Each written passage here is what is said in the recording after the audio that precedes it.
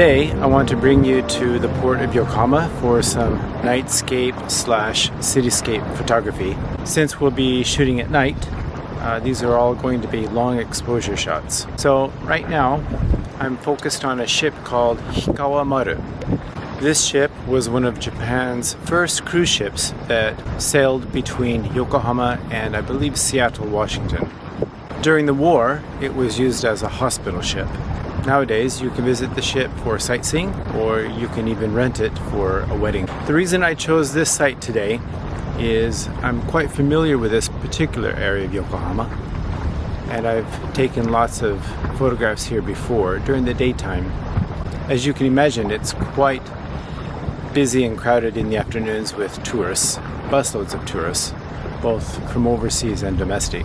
Another nice thing about doing nightscape photography is it's almost 2 o'clock in the morning, and I have the whole port side to myself. So it's very quiet, and I can put out the tripods and not have to worry about causing any trouble for other people visiting the area. For the first shot, it's a very simple composition. I don't have any leading lines. I'm not using the rule of thirds. I just like this ship a lot, and it's really quite beautiful. Normally it would be lit up at night with all the lights turned off on the ship, and just using the ambient light, it really makes it easy to make a long exposure shot that's evenly lit, and I think it works a lot better than having the lights on the ship all lit up. For the camera settings, I'm shooting in RAW at f10 ISO 100. I'm going to be shooting for, I think, about 100, 140 or 200 seconds. I'll try different variations on this, and we'll see which one turns out. And since we're doing a long exposure, light can come in through the viewfinder here, so I'm going to be using my cap to cover it up. So let's see, 2-second timer, and go. Let's see if it turns out, and if it does, we'll put it in the video. And looks like it's finished. Oh wow, this turned out really nice. So this exposure was for 140 seconds. I had to shoot in bulb mode. I don't have any blown out highlights. The colors on the bow of the ship come out really nice. The blacks are really solid black, and the reds are really red. This is really, really nice. Again, the aperture was f10 ISO 100, and let's see, I shot at a focal length of 18 millimeters. Not bad at all. Yes, this turned out really good.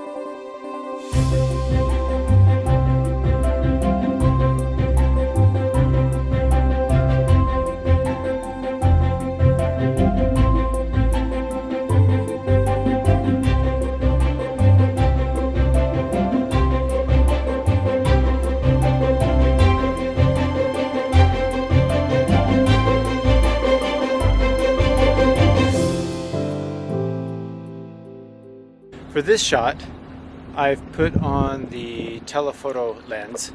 This is a 55 to 300 millimeter zoom lens. So my focal length, I'm at 150 millimeters. Aperture of f10, ISO 100 of course, shooting in RAW. And I'm going to shoot for 120 seconds. 2-second timer, and here we go.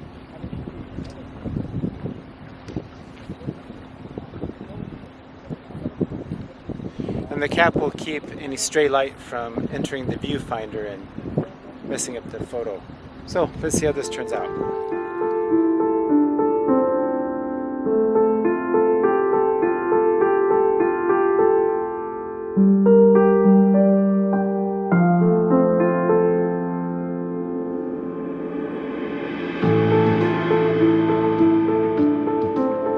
Okay, let's move on and see if we can find another composition. Let's go.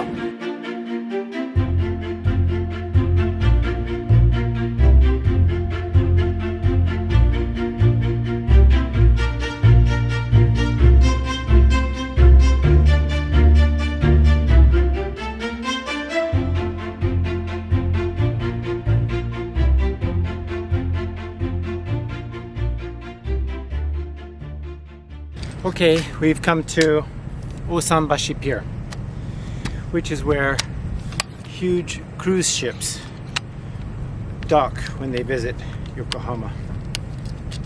Okay, so for this shot, I think I'm going to go with trying to capture both of the support columns of the bridge.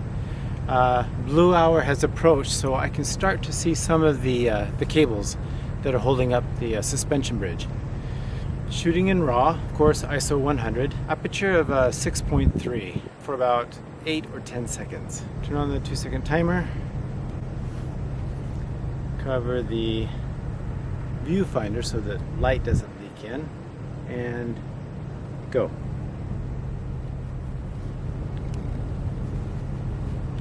Wow, this is sharp. Wow, this is really sharp. Nice, nice. Yes, I got the cables that are supporting the bridge.